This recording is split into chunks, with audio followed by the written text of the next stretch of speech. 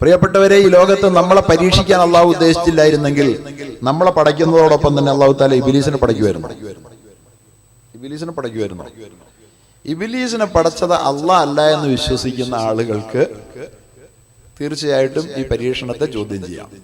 ഇബിലീസിനെ പടച്ചിട്ടുള്ളത് അള്ളാഹ് ആണ് എന്ന് വിശ്വസിക്കാത്ത ആരെങ്കിലും മുസ്ലിം ഉണ്ടോ? ആദം നബിയെ, നമ്മുടെ പിതാവിനെ സ്വർഗത്തിൽ പടച്ചപ്പോൾ തന്നെ ആദം നബിയെ പിഴപ്പിക്കാൻ ഇബ്ലീസിനെ പടച്ചവൻ അള്ളയാണ്. അതുകൊണ്ട് നമ്മളെ വഴിതെറ്റിക്കാനും നമ്മളെ നശിപ്പിക്കാനും നമ്മളെ തകർക്കാനും ലോകത്തിന്റെ ശക്തികളും ശ്രമിക്കുമ്പോൾ അതൊന്നും അള്ള കാണാതെയാണ്, ഇതൊന്നും ചെറുക്കാൻ അള്ളാഹ്ക്ക് കഴിയാത്തതാണ് എന്ന് ആരെങ്കിലും മുസ്ലിം വിചാരിച്ചാൽ അവനെങ്ങനെ വിചാരിക്കാം, എന്നിട്ട് അവന്റെ പാട്ടിന് പോകാം. അത്രേ ഉള്ളൂ. നമ്മളെ പിഴപ്പിക്കാനും നമ്മളെ തകർക്കാനും ലോകം ശ്രമിക്കും. തകർക്കാൻ വേണ്ടിയിട്ടുള്ള എല്ലാ അധികാരവും കൊടുത്തിട്ട് അള്ളാഹു തആല ഇബ്ലീസിനെ പടച്ച. അള്ളാഹുവിന്റെ മുമ്പിൽ ഇബ്ലീസ് വന്ന് വിളിച്ചു പറഞ്ഞില്ലേ, അള്ളാഹുവേ, നിന്റെ അടിമകളെ ഞാൻ പിഴപ്പിക്കും അല്ലാ. അപ്പോഴും അള്ളാഹ് പറഞ്ഞു, പിഴപ്പിച്ചോ ഇബ്ലീസെ, കുഴപ്പമൊന്നുമില്ല. അപ്പൊ പറഞ്ഞു,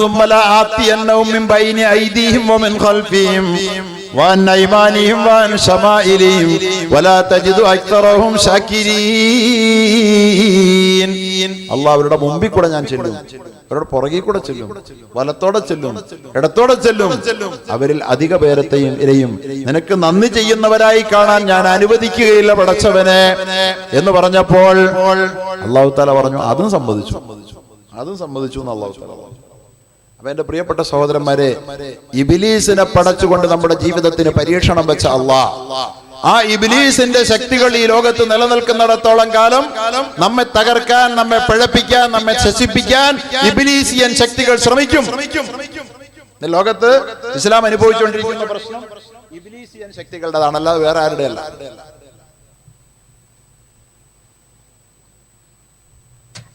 നമ്മളതിന് പറയുന്ന പേര് വേറെ ചിലത് പേരാണ്. ട്രംപ് എന്നാ ചിലപ്പോ നമ്മൾ പറയാം, ചിലപ്പോ നെതന്യാഹു എന്ന് പറയും, ചിലപ്പോ മോഡി എന്ന് പറയും, ചിലപ്പോ എന്ന് പറയും അമിത്ഷാ എന്ന് പറയും, അങ്ങനെ ചില പേരുകൾ പറയും. ആരാണിതൊക്കെ?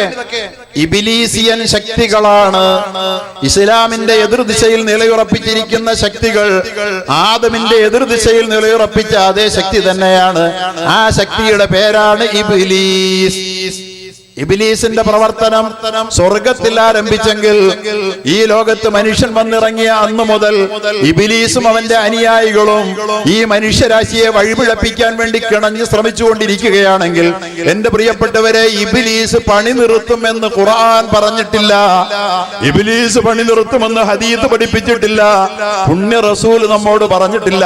എക്കാലത്തും ഇബ്ലീസ് ആക്റ്റീവാണ്. പലരും ഇബ്ലീസ് ആക്റ്റീവാണ്. ആ ആക്റ്റീവായ ഇബ്ലീസിനെ നേരിട്ട് കൊണ്ടല്ലാതെ ഈ ലോകത്ത് രക്ഷപ്പെട്ട, വിജയിച്ച, അള്ളാഹുവിന്റെ പ്രീതി നേടിയ ഒരൊറ്റ വ്യക്തിയും കടന്നു പോയിട്ടില്ല. ഒരൊറ്റ ആള് പോലും. ശക്തമായ പോരാട്ടം. അക്കാര്യത്തിൽ ഏറ്റവും മികച്ച മാതൃക പ്രവാചകന്മാരാണ്, നബിമാരുടെ ചരിത്രം അല്ലാഹു തആല പറഞ്ഞു തരുന്നത് പരീക്ഷണത്തിൽ മുസൽമാൻ പതറുണ്ടായെന്ന് പരിചയപ്പെടുത്താൻ വേണ്ടിയിട്ടാണ്. പരിശുദ്ധ ഖുർആനിൽ ഏതെങ്കിലും ഒരു ഭാഗത്ത് അല്ലാഹു സുബ്ഹാനഹു വ തആല മാനവരാശിയെ അഭിസംബോധന ചെയ്യുന്നത് മുഴുവൻ നബിമാരെ പരിചയപ്പെടുത്തിക്കൊണ്ടാണ്. നബിമാരെ പറയാതെ ഖുർആൻ ഒന്നും പറയണില്ല.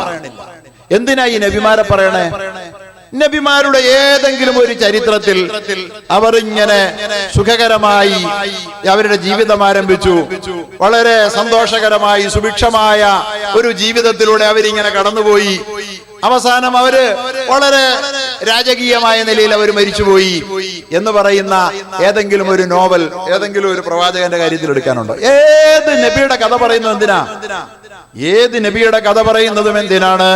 ഇബ്ലീസിന്റെ ശക്തികളാ നബിക്കെതിരിൽ പ്രവർത്തിച്ചു. ചെറിയ ശ്രമമല്ല, തകർക്കാൻ ശ്രമിച്ചു, വകവരുത്താൻ ശ്രമിച്ചു, മുച്ചൂടും നശിപ്പിക്കാൻ ശ്രമിച്ചു. പക്ഷേ ഇബ്ലീസിന്റെ ശക്തികളെ തോൽപ്പിച്ചുകൊണ്ട് എന്റെ പിന്നിൽ, എന്റെ കൽപ്പനകളിൽ ഉറച്ചു നിന്ന പ്രവാചകന്മാർ വിജയിച്ചു എന്ന് പറയാനാണ്. പരീക്ഷണങ്ങളിലൂടെ എന്റെ നബിമാർ കടന്നുപോയി. പരീക്ഷണങ്ങൾ അവർ സന്തോഷത്തോടെ സ്വാഗതം ചെയ്തു എന്ന് പറയാൻ വേണ്ടിയിട്ടാണ്, അതിനു വേണ്ടിയിട്ടാണ്. മൂസ നബി അലൈഹി സ്വലാത്തു വസ്സലാമിന്റെ കഥ അള്ളാഹ് പറയുന്നില്ലേ? മൂസ നബിയുടെ കഥ അല്ലാഹു തആല 130 പ്രാവശ്യം ഖുർആനിൽ പറയുന്നുണ്ട്. മൂസ നബിയുടെ കഥ പറയുന്നിടത്താണ് നമുക്ക് സുപരിചിതനായ ഒരു സുഹൃത്തിനെ അല്ലാഹു തആല പരിചയപ്പെടുത്തുന്നത്. അതാരാണ്? ഫിർഔൻ. അല്ലേ?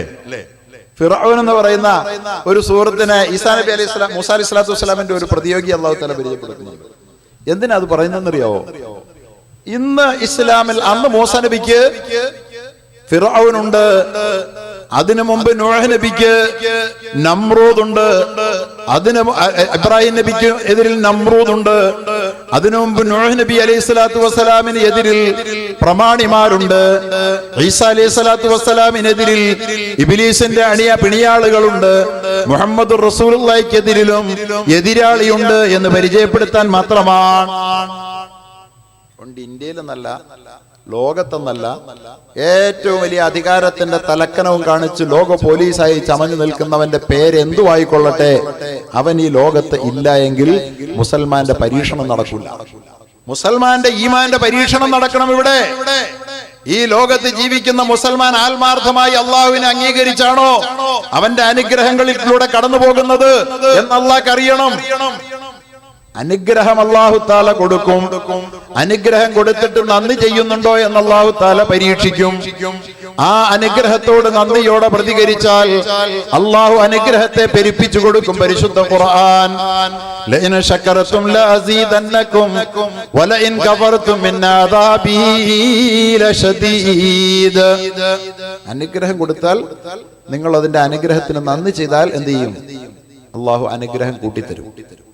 പക്ഷെ അനുഗ്രഹത്തെ നന്ദി ചെയ്തില്ലെങ്കിലോ ഇന്ന അദാബി ലശദീദ്, എന്റെ ശിക്ഷ കടുത്തതാണെന്ന് പരിശുദ്ധ ഖുർആൻ. അപ്പൊ നമ്മൾക്ക് ശിക്ഷ വരുന്നുണ്ടെങ്കിൽ അതിന്റെ കാരണം എന്താന്ന് ഇപ്പൊ മനസ്സിലായോ? നമുക്ക് അല്ലാഹു തആല ആവോളം അനുഗ്രഹങ്ങൾ വാരിക്കോരി തന്നിട്ട് ഒരു പരീക്ഷണം നടത്തും.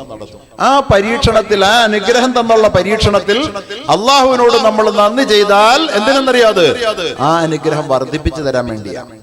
പക്ഷെ ആ അനുഗ്രഹത്തിന് നമ്മൾ നന്ദി ചെയ്തില്ലെങ്കിലോ നമ്മളെ അല്ലാഹു തആല ശിക്ഷിച്ചുകൊണ്ട് അല്ലാഹു തആല നമ്മളെ സ്വർഗത്തിന് പാകപ്പെടുത്തുമെന്നുള്ളത് പടച്ചതമ്പുരാന്റെ പരിപാടിയാണ്. പടച്ചതമ്പുരാൻ വബലൗനാഹും ബിൽ ഹസനതി വസയ്യിആ വലബലൗനാഹും ബിൽ ഹസനതി വസയ്യിആ, നാം അവരെ നന്മ കൊടുത്തൊന്ന് പരീക്ഷിച്ചു നോക്കും, പിന്നീടോ തിന്മ കൊടുത്തായിരിക്കും പരീക്ഷിക്കുക. എന്തിനാ? നന്മ ആവോളം തന്നു. നോക്ക്, നമ്മുടെ കേരളത്തെ സംബന്ധിച്ചിടത്തോളം നമുക്ക് അല്ലാഹു തആല തന്ന അനുഗ്രഹങ്ങൾക്ക് വല്ല കണക്കുണ്ടോ? നന്മ തന്ന് നമ്മളെ അല്ലാഹ് പരീക്ഷിച്ചതിന് ഇന്നലകളിൽ നമുക്ക് സങ്കല്പിക്കാൻ പറ്റാത്ത വിധത്തിലുള്ള അനുഗ്രഹങ്ങളല്ലേ നമുക്ക് അല്ലാഹു തആല തന്നത്. ഇപ്പൊ പ്രളയം വന്നു, അതുപോലെ പല പരീക്ഷണങ്ങൾ നമ്മുടെ ജീവിതത്തിലൂടെ കടന്നുപോയി. വാസ്തവത്തിൽ ഇപ്പൊ NRC ആണ് നമ്മളെ എല്ലാരെയും പിടിച്ചു ഞെരുക്കുന്ന സംഗതിയെങ്കിലും NRCയെക്കാളും വലിയൊരു സംഭവം അതിനു മുമ്പും വന്നായിരുന്നു. അത് നമ്മൾ മറന്നുപോയതാ. അത് പ്രളയമാണ്. ഇപ്പോ ഈ പ്രളയ ജലം കേരളത്തെ മുക്കിക്കൊല്ലും എന്ന വിധത്തിൽ പ്രളയം കയറി വന്നു. അല്ലാഹു തആല നമ്മുടെ ഈ സുഭിക്ഷത നിറഞ്ഞ ഒരു നാടിനെ അല്ലാഹു തആല അനുഗ്രഹം കൊണ്ട് പരീക്ഷിച്ചപ്പോൾ ആ അനുഗ്രഹത്തോട് നന്ദി ചെയ്യുന്നുണ്ടോ? ലിയബ്ലുവക്കും അയ്യുക്കും അഹ്സനു അമല, നമ്മുടെ പെർഫോമൻസ് എന്തായിരുന്നു എന്നറിയാൻ ആഗ്രഹിച്ച അല്ലാഹ് ആ പെർഫോമൻസ് മികച്ചതാക്കി കാട്ടിക്കൊടുക്കാൻ കഴിയാതെ പോയത് നമ്മുടെ നാടിന്റെ, നമ്മുടെ കേരളത്തിന്റെ ശാപമല്ലേ?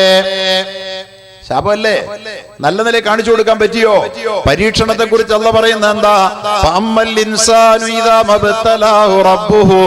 മനുഷ്യനെ അല്ലാഹു തആല പരീക്ഷണത്തിന് വിധേയമാക്കുമ്പോൾ എങ്ങനെ? അവൻ അനുഗ്രഹങ്ങൾ വാരിച്ചോരിച്ചൊടുത്തുകൊണ്ട് അല്ലാഹു തആല പരീക്ഷിക്കുമ്പോൾ എന്താ അനുഗ്രഹം പടച്ചോനെ? കോരിച്ചൊരിയുന്ന മഴയത്ത് വാർന്നൊലിക്കുന്ന വീടുകളിൽ ഇന്നലകളിൽ ഒരു 25 കൊല്ലം മുമ്പ് താമസിച്ച നമ്മളെല്ലാം കോൺക്രീറ്റ് സൗധങ്ങളിൽ അന്തിയുറങ്ങുന്നവരായി അല്ലേ? അനുഗ്രഹമല്ലായിരുന്നോ? കൊടുംചൂടത്ത് പിടിച്ചു നിൽക്കാനാവാതെ എരിപൊരി കൊണ്ടിരുന്ന നമ്മുടെ എല്ലാം വീടുകളിൽ നിന്നൊരു മുറിയെങ്കിലും ശീതീകരിക്കപ്പെട്ടതായി, AC വൽക്കരിക്കപ്പെട്ട വീടുകളായി നമ്മുടെ വീടുകൾ മാറി. പ്രിയപ്പെട്ടവരെ, കിലോമീറ്ററുകൾ നടന്ന് മാർക്കറ്റിൽ പോയി സാധനങ്ങൾ വാങ്ങിക്കൊണ്ടിരുന്ന നമ്മൾ ഇന്ന് 10 ചുവട് വെക്കേണ്ട ആവശ്യമില്ലാത്ത വിധം വീടുകളിൽ നമ്മൾ 2 വീലറും 3 വീലറും 4 വീലറും ഉള്ളവരായി മാറി അല്ലേ? അനുഗ്രഹങ്ങൾ ആവോളം തന്ന അല്ലാഹു തആല നമ്മളെ പരീക്ഷിച്ചപ്പോൾ അക്രമൻ. അപ്പൊ അവൻ പറഞ്ഞു, അല്ല എന്നെ അംഗീകരിച്ചിരിക്കുക, ബഹുമാനിച്ചിരിക്കുക, ഇപ്പൊ വലിയ നിലയിലും വിലയിലുമാണ് ഞാൻ എന്ന് പറഞ്ഞവൻ ഇങ്ങനെ പൊങ്ങി നടന്നു.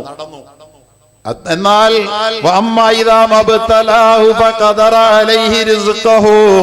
എന്നാൽ മനുഷ്യൻ അല്ലാഹു തആല അവന്റെ അനുഗ്രഹങ്ങളൊന്ന് പിൻവലിച്ചു, ഒരു മാന്യം വരുത്തി, ഒരു പ്രയാസം വരുത്തി. അങ്ങനെ അല്ലാഹു തആല അവനെ പരീക്ഷിക്കുമ്പോഴോ അവന്റെ ഉപജീവനങ്ങൾക്ക് ഒരല്പം മുട്ടുവരുത്തി, മാന്ദ്യം വരുത്തി, ക്ഷാമം വരുത്തിയാൽ അപ്പൊ മനുഷ്യൻ പറയും, ഓ അള്ളാഹ് എന്നെ കൈവിട്ട് കളഞ്ഞല്ലോ, ഞാൻ ഇങ്ങനെയൊക്കെ നടന്നിട്ടും എന്നെ അള്ളാഹ് ഇങ്ങനെ ആക്കി കളഞ്ഞല്ലോ. പറയരുത് കൂട്ടരെ, പറയരുത്. അങ്ങനെ ഞാൻ നിസ്കരിച്ചിട്ടും നോമ്പ് വെച്ചിട്ടും അല്ലാഹു തആല എനിക്ക് പ്രയാസം വരുത്തിയത് എന്താ ചോദിക്കരുതെന്നാൽ, കാരണം ഇത് രണ്ടും പരീക്ഷണമാണ്. അള്ളാഹ് പറയാ, കല്ലാ ബല്ലാ തുക്രിമൂനൽ യതീം. അല്ല കേട്ടോ, അല്ല അല്ല. തന്നപ്പോ നിന്നെ ബഹുമാനിച്ചതോ എടുത്തപ്പോ നിന്നെ നിന്ദിച്ചതോ അല്ല. ബല്ലാ തുക്രിമൂനൽ യതീം. കയ്യിൽ കാശ് തന്നപ്പോൾ നീ യതീമിന്റെ കാര്യം പരിഗണിച്ചിരുന്നോടാ. കയ്യിൽ കാശ് തന്നപ്പോൾ നീ യതീമിന്റെ കാര്യം പരിഗണിച്ചിരുന്നോ? വല്ലാ തുക്രിമൂനൽ യതീമ വലാ തഹാബ്ബൂന അലാ തആമിൽ മിസ്കീൻ. നീ സുഭിക്ഷതയിലേക്ക്, നിറവിലേക്ക് ഉയർന്നപ്പോൾ, നീ സമ്പന്നതയുടെ മേൽപ്പെട്ടിലേക്ക് നീ ഉയർന്നപ്പോൾ, അഗതികൾ അന്നം കഴിക്കാതെ നിന്റെ പരിസരത്ത് അന്തി ഉറങ്ങുന്നുണ്ടോ എന്ന് പരിശോധിക്കാൻ നിനക്ക് നേരം കിട്ടിയോ? അവന്റെ പ്രശ്നം പരിഗണിച്ചോ? പാവപ്പെട്ട നിന്റെ അയൽപക്കത്തെ പെൺകുട്ടി വിവാഹം കഴിച്ചു കൊടുക്കാൻ വേണ്ടി പണ്ടമില്ലാതെ പ്രയാസപ്പെട്ടപ്പോൾ, നിന്റെ ഒരേ ഒരു മകളെ നീ കോടിക്കണക്കിന് രൂപയുടെ പന്തലൊരുക്കിക്കൊണ്ടും ഭക്ഷണം വിളമ്പിക്കൊണ്ടും നീ കോടിക്കണക്കിന് രൂപയുടെ മാമാങ്കം നടത്തി കല്യാണം നടത്തിയവനല്ലേടാ. അനുഗ്രഹങ്ങൾ തന്നപ്പോൾ നന്ദി ചെയ്തോ? ഇത് പരീക്ഷിക്കാൻ വേണ്ടി തന്നെയാ മനുഷ്യൻ പടച്ചവനെ പടച്ചത്. മനുഷ്യൻ മനുഷ്യനെ പടച്ചതിനാ അനുഗ്രഹങ്ങളോട് നന്ദി ചെയ്യുമെന്നറിയാൻ വേണ്ടിയിട്ടാ. സഹോദരന്മാരെ, ഈ പരീക്ഷണത്തിൽ നിന്ന് ഒഴിഞ്ഞു നിൽക്കാൻ ആർക്കും പറ്റില്ല. അള്ളാഹു പറയുകയാണ്, അള്ളാഹു താല ഒരു നഗരവാസികളെ, ഒരു ഗ്രാമവാസികളെ നിങ്ങൾക്ക് ഉദാഹരണമായി പറഞ്ഞു തരികയാണ്. കാനത്ത് ഖറിയത്തൻ ആമിന. അവർ നിർഭയരായി ജീവിച്ച ഒരു ഗ്രാമമായിരുന്നു, ഒന്നിനെയും പേടിക്കണ്ട. ഒരുപക്ഷെ എനിക്ക് തോന്നാറുണ്ട് ഈ ആയത്തോതുമ്പോൾ കേരളത്തെ കുറിച്ച് പറയാമെന്ന്. കാരണം എന്താ? ഫലസ്തീനിൽ പ്രശ്നം വന്നപ്പോ നമ്മൾ പറഞ്ഞു അത് അവിടത്തെ എന്തോ കുഴപ്പമാ. അഫ്ഗാനിൽ പ്രശ്നം വന്നപ്പോ പറഞ്ഞു അത് അവരുടെ എന്തോ കുഴപ്പമാ, നമുക്കൊന്നും പേടിക്കണ്ട. ഇറാഖിൽ പ്രശ്നം വന്നപ്പോ പറഞ്ഞു നമുക്ക് പേടിക്കണ്ട, കാനത്ത് ഖറിയത്തൻ ആമീന. ഉത്തർപ്രദേശിൽ പ്രശ്നം വന്നപ്പോ നമ്മൾ പറഞ്ഞു അത് അവിടത്തെ പ്രശ്നമാ, നമ്മളെ അത് ബാധിക്കില്ല. ബോംബെയിൽ കലാപം നടന്നപ്പോ നമ്മൾ പറഞ്ഞു അത് നമ്മളെ ബാധിക്കില്ല, നമുക്ക് പേടിക്കണ്ട. കാനത്ത് ഖറിയത്തൻ ആമീന. ഒട്ടും പേടിക്കാതെ ജീവിച്ച ഒരു നാടായിരുന്നു അത് എന്ന് പറയാം. ഒന്നും പേടിക്കണ്ട, നിർഭയമായി ജീവിച്ചു. മുത്തുമഇന്നതൻ, സ്വസ്ഥമായി ശാന്തമായി അന്തി ഉറങ്ങിയ ഒരു നാടാണ്. അനുഗ്രഹങ്ങൾ അവർക്ക് വേണ്ടി അല്ലാഹു തആല വാരിക്കോരി കൊടുത്തു. എന്നിട്ടോ അവർക്ക് എല്ലാ ഭാഗത്തു നിന്നും ഇങ്ങനെ ഉപഭോഗ വസ്തുക്കൾ കിട്ടിക്കൊണ്ടിരുന്നു, ശമ്പളം വന്നുകൊണ്ടിരുന്നു, അതുപോലെ തന്നെ എല്ലാം കിട്ടിക്കൊണ്ടിരുന്നു. ലോകത്ത് ഉൽപ്പാദിപ്പിക്കപ്പെടുന്ന ഏറ്റവും നല്ല വസ്തുക്കൾ എല്ലാ ഭാഗത്തു നിന്നും മിൻകുല്ലി മക്കാനിൻ, എല്ലാ രാജ്യത്തിൽ നിന്നും വന്നുകൊണ്ടിരുന്നു. ഗൾഫിൽ നിന്ന് വന്നുകൊണ്ടിരുന്നു, ജർമ്മനിയിൽ നിന്ന് വന്നുകൊണ്ടിരുന്നു, അമേരിക്കയിൽ നിന്ന് വന്നുകൊണ്ടിരുന്നു. അങ്ങനെ എല്ലാ നാടുകളിൽ നിന്നും അവർക്ക് അള്ളാഹുവിന്റെ അനുഗ്രഹങ്ങൾ അവരിലേക്ക് ഒഴുകി വന്നുകൊണ്ടിരുന്നു. അവർ പക്ഷെ അള്ളാഹുവിന്റെ അനുഗ്രഹത്തോട് നന്ദിയോടെ പ്രതികരിച്ചില്ല. നന്ദിയോടെ കാണിച്ച എന്താ ചെയ്തേ? കിട്ടിയത് മുഴുവൻ ദൂർത്തടിച്ചു. രണ്ട് മക്കളും മാതാപിതാക്കളും 1000 സ്ക്വയർ ഫീറ്റ് അധികപ്പറ്റാണ്. 3000-ഓ 5000-ഓ സ്ക്വയർ ഫീറ്റ് ഇല്ലാത്ത വീട് വെച്ചൂടാ. കഫറത്ത് ബിഅൻഉമില്ല. എല്ലാ ഭാഗത്തു നിന്നും അവർക്ക് ഇങ്ങനെ വിഭവങ്ങൾ ഒഴുകിയെത്തിക്കൊണ്ടിരുന്നു, റിസ്ക് വന്നു ചേർന്നുകൊണ്ടിരുന്നു, അവർക്ക് പണം വന്നു ചേർന്നുകൊണ്ടിരുന്നു. ശാന്തമായി അന്തി ഉറങ്ങിയിരുന്ന നാടാണ്. കഫറത്ത് ബിഅൻഉമില്ല. അതെല്ലാം ഉപയോഗിച്ച് അവൻ എന്ത് ചെയ്തു? ദശലക്ഷങ്ങളുടെ കൊട്ടാരം കെട്ടി. ദശലക്ഷങ്ങളുടെ കൊട്ടാരം.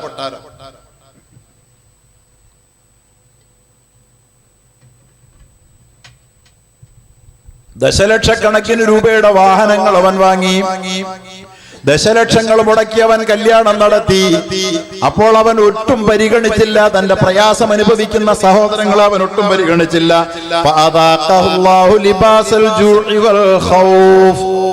അല്ലാഹു പറയാ, വളരെ ഒട്ടും പിന്തിയില്ല. പൊടുന്നനെ അവരെ അല്ലാഹു തആല പിടിച്ചിട്ട് ലിബാസൽ ജൂ, വിശപ്പിന്റെ ഉടുപ്പ് ഒരു ഉത്തരി തലയുടെ മുകളിൽ കൂടെ അല്ലാഹു തആല ഇട്ടു. വിശപ്പിന്റെ വൽ ഖൗഫ്, പേടിയുടെയും ഉടുപ്പെടുത്ത് അവരുടെ തലമണ്ടയെ കൂടെ അല്ലാഹു തആല ഇട്ടു കൊടുത്തു. അല്ലാഹു തആല പറയാ, കണ്ടില്ലായിരുന്നു പ്രളയം വന്നപ്പോ എൻ്റെ പള്ളിയുടെ സ്കൂളുണ്ട്, ആ പള്ളി സ്കൂള് ഒരു പ്രളയ ക്യാമ്പായിരുന്നു. 500 പേർക്ക് ഭക്ഷണം ഒരുക്കി. നാട്ടിലെ ഒന്നാന്തരം മുതലാളിമാരാണ് വീടൊക്കെ പൂട്ടിയിട്ട് അഭയാർത്ഥി ക്യാമ്പിൽ വന്ന് താമസിക്കുന്നത്. പലരും വന്നു, ബന്ധുമിത്രാദികളുടെ വീട്ടിൽ വന്ന് താമസിച്ചു. അപ്പോൾ പോലും അവർ അപരനെ ആശ്രയിച്ചുകൊണ്ട് അന്നം കഴിക്കേണ്ട 2 നില 3 നില കൊട്ടാരമുള്ളവർ പ്രളയം അവരുടെ വീടിന്റെ മട്ടുപ്പാവിൽ വന്ന് മുട്ടിയപ്പോൾ, പ്രിയപ്പെട്ടവരെ, വീട്ടിലേക്ക് പ്രളയം കടന്നു വന്നപ്പോൾ ചെറുക്കാനാവാതെ വീട്ടിൽ നിന്നിറങ്ങി അഭയാർത്ഥി ക്യാമ്പിൽ അഭയം പ്രാപിച്ചവരെ വിശപ്പ് വേട്ടയാടി അന്യന്റെ അപരന്റെ സഹായം ആവശ്യമായി. അല്ലേ? അല്ലെങ്കിൽ ബന്ധുവിന്റെ വീട്ടിൽ പോയി അഭയം പ്രാപിച്ചു, ബന്ധുവിന്റെ ഔദാര്യം അവൻ ആവശ്യമായി വന്നു. കേരളത്തിൽ വന്നതല്ലേ, അല്ലാഹു തആല വിശപ്പിന്റെ ഉത്തരീയമെടുത്ത് ഒരു ഉടുപ്പ് പോലെ അവനെ ധരിപ്പിച്ചു. വൽ ഖൗഫി, പേടിയും വന്നു. പ്രളയകാലത്ത് നാം അത് കണ്ടതാണ്. ഇപ്പോഴത്തെ പേടിയേക്കാളും വലിയ പേടിയായിരുന്നു. കാരണം എന്താണെന്നറിയോ? അന്നൊരു വെള്ളിയാഴ്ച തോരാ മഴ കേരളമാകെ പെയ്ത് തിമിർത്ത് പെയ്ത തോരാ മഴയിൽ പല ഭാഗത്തും മക്കളും മരുമക്കളും വേണ്ടപ്പെട്ടവരും പഠിക്കാൻ പോയ വിദ്യാർത്ഥികളായ മക്കളും ഒക്കെ കുടുങ്ങിക്കിടന്നപ്പോൾ അവരെ ഒന്ന് വീട്ടിൽ പോലും എത്തിക്കാൻ കഴിയാതെ പലരും പല വഴികളിൽ പ്രയാസപ്പെട്ടു. അല്ലേ? പ്രയാസപ്പെട്ടു. അങ്ങനെ എല്ലാവരും ഭയന്നുപോയി. അന്നത്തെ ഒരു രാത്രിയിൽ മഴ തോരുന്നില്ലെന്ന് കണ്ടപ്പോൾ ആ വെള്ളിയാഴ്ച രാവിൽ പരിശുദ്ധമായ കഅബാലയത്തിലടക്കം ലോകത്തിന്റെ എല്ലാ കോണുകളിലും പള്ളികളിലും പാതിരാത്രി വീടുകളിലും അല്ലാഹുവിന്റെ നേരെ പ്രാർത്ഥനകളുടെ കരങ്ങൾ ഉയർന്നില്ലേ? പേടിച്ചില്ലേ? എന്താ പേടിച്ചേ? ഇപ്പൊ ഇതുകൊണ്ടിരിക്കുന്ന മഴ, ഓരോ പ്രാവശ്യം മഴ മുറുകുമ്പോഴും മനുഷ്യന്റെ മനസ്സിൽ പേടി മുറുകിക്കൊണ്ടിരുന്നു. ഇന്ന് നാം അത് മറന്നുപോയതാണ്. വല്ലാത്ത പേടിയായിരുന്നു അത്. അന്നത്തെ പാതിരാത്രിയിൽ അള്ളാഹു അവന്റെ പ്രത്യേകമായ അനുമതിയോടുകൂടി അനുഗ്രഹത്തോടുകൂടി ആ വെള്ളിയാഴ്ചയുടെ രാത്രിയിൽ അള്ളാഹു താല മഴയെ പിടിച്ചു കെട്ടിയില്ലായിരുന്നുവെങ്കിൽ പ്രിയപ്പെട്ടവരെ, കേരളത്തിന്റെ ദുരന്തം അതിലൊടുങ്ങുമായിരുന്നോ? അള്ളാഹു അനുഗ്രഹങ്ങൾ ആവോളം വാരിച്ചോരി തെരിയുമ്പോൾ അതിനോട് അനുഗ്രഹത്തെ നന്ദിയോടുകൂടി പ്രതികരിക്കുന്നതിന് പകരം നന്ദികേട് കാണിക്കുന്ന ആളുകളെ ഒട്ടും താമസിയാതെ അല്ലാഹു തആല അവരെ രുചിപ്പിച്ചത് ലിബാസൽ ജൂഇ വൽ ഖൗഫി, പേടിയുടെയും വിശപ്പിന്റെയും ഉടയാടയാണ് ധരിപ്പിച്ചത്. അനുഗ്രഹങ്ങൾ നമുക്ക് അല്ലാഹു തആല തന്നുകൊണ്ടൊരു പരീക്ഷണമുണ്ട്. ആ അനുഗ്രഹത്തിന് നന്ദി ചെയ്യുന്നോ എന്നറിയാൻ വേണ്ടിയിട്ടുള്ള പരീക്ഷണം. ഇനി അനുഗ്രഹത്തിന് നന്ദി ചെയ്തിട്ടില്ലെങ്കിൽ പിന്നെ എന്താ ചെയ്യുക? അല്ലാഹു തആല അനുഗ്രഹത്തെ തിരിച്ചെടുത്തുകൊണ്ട് ഒരു പരീക്ഷണമുണ്ട്. എന്തിനാ? നന്മ കൊടുത്ത് അല്ലാഹു ആദ്യം പരീക്ഷിക്കും. അതിൽ വിജയിക്കുന്നില്ലെന്ന് കണ്ടാൽ അല്ലാഹു തആല ദോഷം കൊടുത്ത് പരീക്ഷിക്കും രണ്ടാമത്. എന്തിനാത്? അല്ലാഹു ഉത്തരം പറയുന്നുണ്ട്. ലഅല്ലഹും യർജിഊൻ, അവരെന്നോട് അഹദ് ചെയ്തവരാണ്, അവരെന്റെ ലാ ഇലാഹ ഇല്ലല്ലാഹ് പറഞ്ഞവരാണ്, അവർക്ക് സ്വർഗം കൊടുക്കാമെന്ന് ഞാൻ ഓഫർ ചെയ്തതാണ്. പക്ഷെ സ്വർഗത്തിന്റെ പരീക്ഷണത്തിൽ അവർ തോറ്റുപോയതാണ്. അനുഗ്രഹത്തിന്റെ സമയത്ത് അനുഗ്രഹത്തോട് നന്ദി ചെയ്യാൻ കഴിയാഞ്ഞവരാണ്. നമസ്കാരത്തിൽ പോലും കൃത്യത പാലിക്കാത്തവരാണ്. റമദാനിലെ നോമ്പിനെ അവഗണിച്ചവരാണ്. സക്കാത്ത് കണക്ക് നോക്കാൻ അവർ ഒരിക്കൽ പോലും ശ്രമിക്കാതിരുന്നവരാണ്. പൈസ കയ്യിൽ ഉണ്ടായിട്ടും ഹജ്ജ് പോലും ചെയ്യാഞ്ഞവരാണ്. അനുഗ്രഹം കൊടുത്തപ്പോ ചെയ്യേണ്ട വിധത്തിൽ നന്ദി ചെയ്തില്ല എന്ന് മാത്രമല്ല, ഇന്നൽ മുബദ്ദിരീന കാനൂ ഇഖ്വാന ശയാത്തീൻ, ധൂർത്തടിക്കുന്നവൻ, അള്ള കൊടുത്തിരിക്കുന്ന അനുഗ്രഹങ്ങളെ ധൂർത്തടിക്കുന്നവൻ, അവൻ ഇബ്ലീസിന്റെ പിശാചിന്റെ കൂട്ടാളിയാണ്. ആദമിന്റെ മക്കളല്ല അവൻ ഇബ്ലീസിന്റെ ആളാണ്. അതുകൊണ്ട് നിങ്ങൾ ധൂർത്തടിക്കരുതേ എന്ന് അല്ലാഹു പറഞ്ഞത് ഒട്ടും പരിഗണിക്കാതെ എന്റെ പ്രിയപ്പെട്ടവരെ ധൂർത്തടിച്ചില്ലേ? ഇല്ലെന്ന് പറയാൻ പറ്റുമോ? ഞാനൊക്കെ എറണാകുളത്താ ഉള്ളത്. ഏറ്റവും കൂടുതൽ നമ്മുടെ അവിടെ സിയാൽ 3 ലക്ഷം 5 ലക്ഷം ഒക്കെ വാടക കൊടുത്താൽ മാത്രം കിട്ടുന്ന കൺവെൻഷൻ സെന്ററുകൾ മാത്രം എടുത്ത് കല്യാണം നടത്തുന്ന 100 പേരെ പരിശോധിച്ചാൽ 95 മുസൽമാനാ. 95 മുസൽമാനാ. കാരണം മിക്കവാറും എറണാകുളത്തായതിന്റെ പേരിൽ സിയാലിലും അഡിലക്സിലും ഒക്കെ മിക്കവാറും ഒരാഴ്ച 2 ആഴ്ച കൂടുമ്പോൾ കല്യാണം നടത്താൻ പോകേണ്ടി വരാറുള്ള ആളാണ് ഞാൻ. അപ്പൊ അവിടെ ഒരു ഗ്യാപ്പ് ഹിന്ദുവിനും ക്രിസ്ത്യാനിക്കും കല്യാണം നടത്താണ്ട് ഗ്യാപ്പും കൊടുക്കാറില്ല മുസ്ലിം. ദശലക്ഷക്കണക്കിന് രൂപയുടെ ഹാളെടുത്ത് കല്യാണം നടത്തുക എന്ന ഭ്രാന്ത് ഹിന്ദു സഹോദരങ്ങൾക്ക് ഇത്രയും ഇല്ല, ക്രിസ്ത്യൻ സഹോദരങ്ങൾക്കും ഇത്രയും ഇല്ല. ഈ ഭ്രാന്ത് പണം ധാരാളമായപ്പോൾ മുസൽമാന് വന്നുപോയ ഭ്രാന്തല്ലേ. ഈ ഭ്രാന്തിനെ അല്ലാഹു തആല അനുഗ്രഹം കൊടുത്ത് പരീക്ഷിച്ചപ്പോൾ മോശമായി പ്രതികരിച്ചു പോയവരെ സ്വർഗത്തിൽ എത്തിക്കാമെന്ന് അല്ലാഹു തആല കൊടുത്തിരിക്കുന്ന ഒരു ഓഫറുണ്ട്. ലാ ഇലാഹ ഇല്ലല്ലാഹുടെ ഓഫറാണ്. ലാ ഇലാഹ ഇല്ലല്ലാഹ് പറഞ്ഞാണല്ലോ. ലാ ഇലാഹ ഇല്ലല്ലാഹ് പറഞ്ഞല്ലേ, അല്ലാഹുവിന്റെ ഏകത്വം അംഗീകരിച്ചവനല്ലേ. പക്ഷേ അനുഗ്രഹം കൊടുത്തൊരു പരീക്ഷണമുണ്ട്. ആ പരീക്ഷണത്തിൽ തോറ്റുപോയാൽ പിന്നെ പരീക്ഷിക്കുന്ന ദോഷം കൊടുത്തിട്ടാണ്. പിന്നെ പരീക്ഷിക്കുന്ന എങ്ങനെയാ? ദോഷം കൊടുത്തിട്ടാ. സങ്കടപ്പെട്ടിട്ട് കാര്യമൊന്നുമില്ല. പഴയതിലേക്ക് തിരിച്ചു വരണം. പെട്ടെന്നൊന്നും വിചാരിച്ചാൽ നടക്കൂല. ദോഷം അതിൻ്റെതായ ദോഷം എങ്ങനെയൊക്കെ വരും. അള്ളാഹ് പറയുന്നുണ്ട്, പരീക്ഷണമില്ലാത്ത ഇസ്ലാമില്ല കൂട്ടരെ. പരീക്ഷണമില്ലാത്തവന് സ്വർഗമില്ലെന്നറിയണം സഹോദരങ്ങളെ. പരീക്ഷണത്തിന്റെ സമ്മാനമാണ് സ്വർഗം. അതത്രയും വിശാലമാണ്, അത്ര അനുഗ്രഹീതമാണ്. മിനിമം ഒരു സ്വർഗവാസിക്ക് കിട്ടുന്ന സ്വർഗം ഈ ഭൂമിയുടെ 10 മടങ്ങല്ലേ. ഒരു സ്വർഗവാസിക്ക് അല്ലാഹു തആല കൊടുക്കുന്ന സ്വർഗം എത്രയാ? ഉണ്ടല്ലോ കയ്യില് ആവശ്യം പോലെ. ഞാൻ നേരത്തെ പറഞ്ഞ കണക്കില്ലേ, ഭൂമിയേക്കാൾ 13.5 ലക്ഷം ഇരട്ടി വലിപ്പ സൂര്യന്. അതുപോലത്തെ 10,000 കോടി സൗരയൂഥങ്ങളാ. അതുപോലത്തെ 20,000 കോടി ഗാലക്സികളാ. ഇതൊക്കെ എന്തിനാ പടച്ചിട്ടിരിക്കുന്നെന്ന് പറയാൻ ഒരുത്തനും അറിയില്ല. ഇതൊക്കെ എന്തിനാ? ഭൂമി അതൊക്കെ അത് നമുക്ക് ജീവിക്കാനാ. പക്ഷെ ഈ പടയ്ക്കപ്പെട്ട ഈ മഹാപ്രപഞ്ചങ്ങളൊക്കെ എന്തിനാന്ന് ആർക്കും അറിയില്ല. 14 നൂറ്റാണ്ട് മുഹമ്മദ് റസൂലുള്ളാഹി പറഞ്ഞു, മിനിമം മുഅ്മിനിന് അല്ലാഹ് കൊടുക്കുന്ന സ്വർഗത്തിന് ഭൂമിയുടെ 10 ഇരട്ടി വലിപ്പമുണ്ടെന്ന് മുഹമ്മദ് റസൂലുള്ളാഹി. മിനിമം. നഷ്ടമുണ്ടോ? ഇനി മരിച്ചാലെന്താ? ഷഹീദായാലെന്താ? നീ കോൺസെൻട്രേഷൻ ക്യാമ്പിൽ പോയാലെന്താ? അല്ലാഹ് കാക്കട്ടെ. ഡിറ്റൻഷൻ ക്യാമ്പിൽ പോയാ എന്താ? അതിന്റെ പേരിൽ കിട്ടാൻ പോകുന്നത് 10 സെന്റ് അല്ല, 1 ഏക്കറല്ല, അല്ലെങ്കിൽ ഒരു 5 ഏക്കർ തോട്ടമല്ല. ഈ മഹാഭൂമിയുടെ ഈ സമുദ്രങ്ങൾ അലറി വിളിക്കുന്ന, അലമാലകൾ അലറി വിളിക്കുന്ന സമുദ്രങ്ങളുള്ള ഭൂമിയുടെ, അമ്പിളി അമ്മാവനോടക്കം പറയുന്ന ഹിമാലയം 80 കിലോമീറ്റർ ഉയരത്തിൽ തല ഉയർത്തി നിൽക്കുന്ന ഈ ഭൂമിയുടെ, അതുപോലെ തന്നെ സഹാറ പോലുള്ള 100 കണക്കിന് 1000 കിലോമീറ്റർ പരന്നു കിടക്കുന്ന സമതലങ്ങളുള്ള ഈ മഹാഭൂമിയുടെ 10 ഇരട്ടി വലിപ്പമുള്ള സ്വർഗം കുറഞ്ഞ പക്ഷം ഒരു മുസ്ലിമിന് ഞാൻ നൽകുമെന്ന് അല്ലാഹു പറയുന്നുവെന്ന് മുഹമ്മദ് മുസ്തഫ സല്ലല്ലാഹു അലൈഹി വസല്ലം പറയുമ്പോ സ്വർഗത്തിന് ഒരു പരീക്ഷ ഉണ്ട് ഇവിടെ. ആ സ്വർഗത്തിന്റെ പരീക്ഷയിലാണ് മുസൽമാൻ. ആ മുസൽമാൻ അള്ളാഹ് അനുഗ്രഹം കൊടുത്തു. എവിടേക്കാ അനുഗ്രഹം കൊടുത്തേ? ഇവിടെ കേരളത്തിന്റെ കഥ ഞാനിപ്പോ പറഞ്ഞതേ ഉള്ളൂ. ഇപ്പൊ പരീക്ഷണം അനുഭവിക്കുന്ന എല്ലാ രാജ്യത്തും അല്ലാഹു തആല അനുഗ്രഹം. കാശ്മീരിൽ കൊടുത്തില്ലേ? സൗന്ദര്യം, അതുപോലെ തന്നെ ഏറ്റവും മനോഹരമായ പഴങ്ങൾ, ഏറ്റവും നല്ല സൗന്ദര്യം, നല്ല യോഗ്യതകളൊക്കെ ഉള്ളതായിരുന്നു. പക്ഷേ കാശ്മീരിന്റെ ഇന്നലകളെ കുറിച്ച് അറിയാവുന്നവർക്കറിയാം, അവർ ആ അനുഗ്രഹങ്ങളോട് വേണ്ട വിധം നന്ദി ചെയ്തില്ല. കാശ്മീർ എന്നൊരു പീഡന പർവ്വതമാണ്. പ്രിയപ്പെട്ടവരെ, ഫലസ്തീൻ ഓർത്ത് നോക്കുക. ഫലസ്തീൻ ലോകത്തെ ഏറ്റവും സുന്ദരന്മാരാണ്. ഫലസ്തീന്റെ മണ്ണിന്ന് ലോക ഭൂപടത്തിൽ നിന്നവർ പിടിച്ചെടുക്കാൻ ശ്രമിച്ച് സ്വന്തമാക്കാൻ ശ്രമിക്കുന്ന ജൂതന്റെ സെറ്റിൽമെന്റ് നടക്കുന്ന പ്രദേശം പോയി കണ്ടവനാണ് ഞാൻ. ഈ ഭൂമിയിലെ ഏറ്റവും മനോഹരമായ ഭൂപ്രദേശത്താണ് അല്ലാഹു അവരെ താമസിപ്പിച്ചത്. അവർക്ക് അല്ലാഹു തആല ഈമാൻ കൊടുത്തവരായിരുന്നു, സൗന്ദര്യം കൊടുത്തവരായിരുന്നു, സമ്പത്ത് കൊടുത്തവരായിരുന്നു, ലോകത്തെ ഏറ്റവും വിദ്യാസമ്പന്നരായ സമൂഹവും അവരായിരുന്നു, ഭൗതിക വിദ്യ. പക്ഷേ പ്രവാചകന്റെ ആ മക്കൾ അള്ളാഹുവിനെ മറന്നുപോയതിന്റെ ഫലമായി അവരിന്ന് അനുഭവിക്കുന്ന അദാബല്ലേ. ഇറാഖ് അനുഗ്രഹം കൊടുത്ത് പരീക്ഷിച്ചില്ല. എവിടെയെങ്കിലും അനുഗ്രഹം കൊടുക്കാതിരുന്നോ? ഇറാഖ് എത്ര സുഖസമൃദ്ധമായിരുന്നു, സമ്പൽ സമൃദ്ധമായിരുന്നു. സദ്ദാം ഹുസൈൻ എന്ന് പറയുന്ന ഭരണാധികാരി അവിടെ ഉണ്ടായിരുന്നു. ആ രാജ്യത്തിന് കുഴപ്പമൊന്നും ഉണ്ടായിരുന്നില്ല. പക്ഷേ യഥാ രാജ തഥാ പ്രജ, ഭരണാധികാരിയും ഭരണീയരും ഒന്നുപോലെ.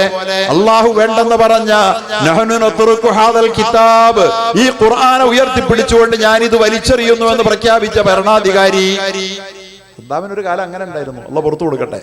അവസാനം ഈമാനോടി മരിച്ചു, സ്വർഗം കിട്ടി, അൽഹംദുലില്ലാ. അതാണ് വബലൗനാഹും, നന്മ കൊടുത്ത് അള്ളാഹ് പരീക്ഷിച്ചപ്പോൾ നഹ്നു നത്റുകു ഹാദൽ കിതാബ് എന്ന് പറഞ്ഞ് തന്റെ കമ്മ്യൂണിസ്റ്റ് ആശയത്തിൽ അധിഷ്ഠിതമായ ബഅ്ത്ത് പാർട്ടി കെട്ടിപ്പടുത്ത് അള്ളയെ തള്ളിപ്പറഞ്ഞ് നാടൊട്ടുക്കും തന്റെ പ്രതിമകൾ സ്ഥാപിച്ച അനിസ്ലാമികമായ തേർവാഴ്ച നടത്തിയ സദ്ദാം ഹുസൈൻ ഇറാഖി ജനത വെറുതെ അനുഭവിക്കാന്ന് വിചാരിച്ച അല്ലാഹു തആല അവർക്ക് അനുഗ്രഹങ്ങളുടെ സുഖസമൃദ്ധമായ നിർഭീതമായ ശാന്തമായ ഒരു ജീവിതം കൊടുക്കാത്ത ഒരു നാടും ഇസ്ലാമിക ലോകത്തില്ല. ഇന്ന് പരീക്ഷിക്കപ്പെടുന്ന നാടുകൾ എല്ലാവർക്കും കൊടുത്തു. അല്ലാഹ് ഗൾഫ് മൊത്തം എടുത്തോ. ഗൾഫിന് അല്ലാഹ് കൊടുത്തതെന്താ? ഗൾഫിന് വലിയ ഇപ്പൊ ഇറാനിലാകട്ടെ, ഇറാഖിലാകട്ടെ, ഫലസ്തീനിലാകട്ടെ, യമനിലാകട്ടെ, മറ്റെവിടെയും ആയിക്കൊള്ളട്ടെ, പേര് പറയാൻ അറിയാവുന്നതും അറിയാത്തതുമായ മുഴുവൻ ഗൾഫ് നാടുകൾക്കും അല്ലാഹു തആല ഈ പരീക്ഷണത്തോടും തൊട്ടു മുമ്പ് കൊടുത്തത്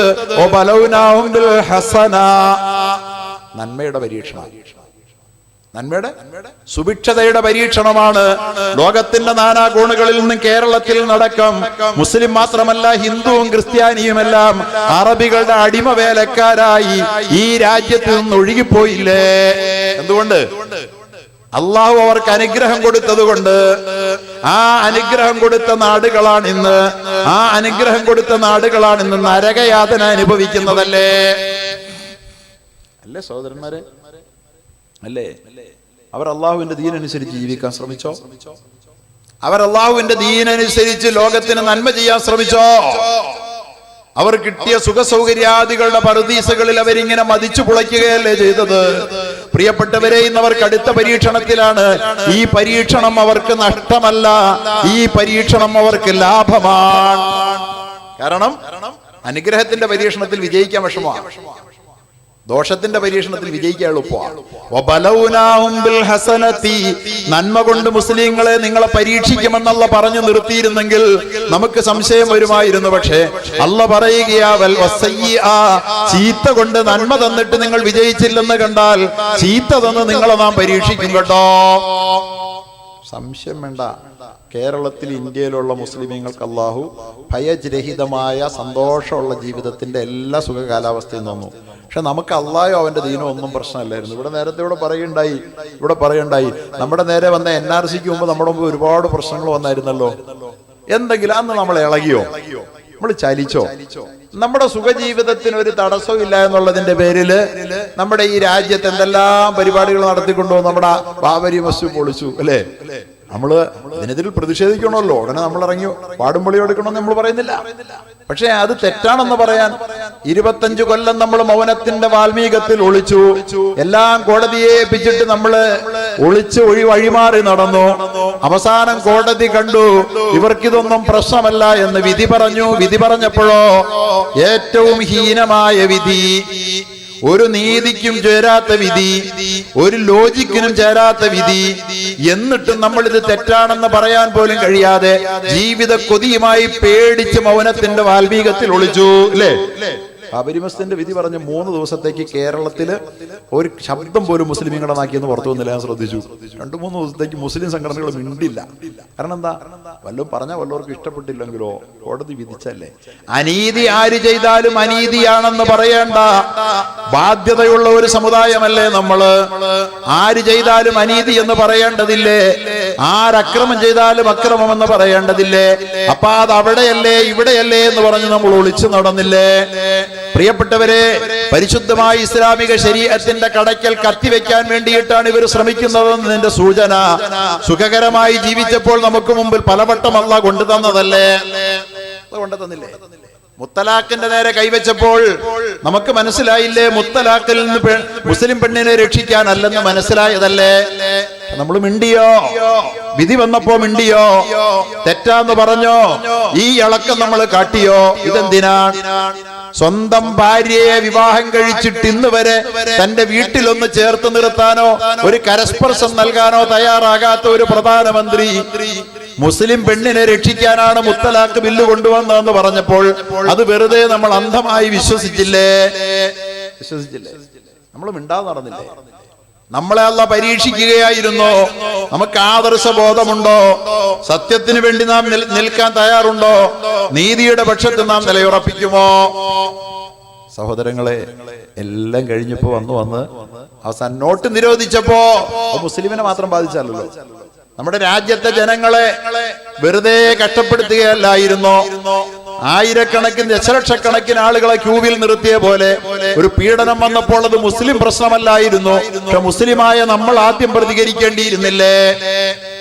ഇനിയിപ്പോ അത് തന്നെ. അന്നും പ്രതികരിച്ചില്ല, അന്നും നമ്മൾ നീതിക്ക് വേണ്ടി നിലയുറപ്പിച്ചില്ല. നിങ്ങളുടെ പെർഫോമൻസ് കാണാനാണ്, നിങ്ങളെ നാം പരിശോധിക്കാൻ വേണ്ടിയാണ് ഈ ലോകത്തെ അയച്ചതെന്ന് പറഞ്ഞു. നമ്മുടെ പെർഫോമൻസ് ഇവിടെ എല്ലാം മോശമായി അല്ലേ? അപ്പൊ എന്ത് വേണ്ടു? നോട്ട് നിരോധനത്തിൽ നമ്മൾ ക്യൂ നിന്നതുപോലെ ഇനി നമ്മൾ NRC പൗരത്വം തെളിയിക്കാൻ വേണ്ടി ക്യൂ നിൽക്കണം. പോയിട്ട് എന്തോരം ക്യൂ നിന്നാ മതിയാവും? നിങ്ങൾക്ക് അറിയാവോ? വാപ്പാടെ 1951 വാപ്പയും ഉമ്മയും ഇന്ത്യ രാജ്യത്ത് ജീവിച്ചിരുന്നു എന്നുള്ളതിന്റെ സർട്ടിഫിക്കറ്റ് കൊണ്ടുവരാൻ ഒരാൾക്കും കഴിയില്ല. ആ കൊണ്ടേ കൊടുക്കുന്ന സർട്ടിഫിക്കറ്റ്, ഒരു പാസ്പോർട്ട് എടുക്കാൻ വേണ്ടി നമ്മൾ പെടണ പെടാപ്പാട് നമുക്കറിയാലോ അല്ലേ? ഒരാധാറിന് വേണ്ടി നമ്മൾ എന്തോരം കയറി ഇറങ്ങാണെന്നൊന്ന്. ഇനി നമുക്ക് തെളിയിക്കാൻ കഴിയാത്ത രേഖ വേണമെന്നാവശ്യപ്പെടുന്ന പരീക്ഷണം വരുമ്പോൾ നമ്മൾ എത്രമാത്രം കയറി ഇറങ്ങേണ്ടി വരും? ഇതിനു മുമ്പേ ചലിക്കേണ്ട നാം, ഇളകേണ്ട നാം അനുഗ്രഹത്തിന്റെ ആനന്ദത്തിൽ അഭിരമിച്ചു കഴിഞ്ഞപ്പോൾ നമ്മൾ അള്ളാഹുവിന്റെ അനുഗ്രഹത്തിന് നന്ദി ചെയ്തില്ല. അള്ളാഹു എന്ത് ചെയ്തു?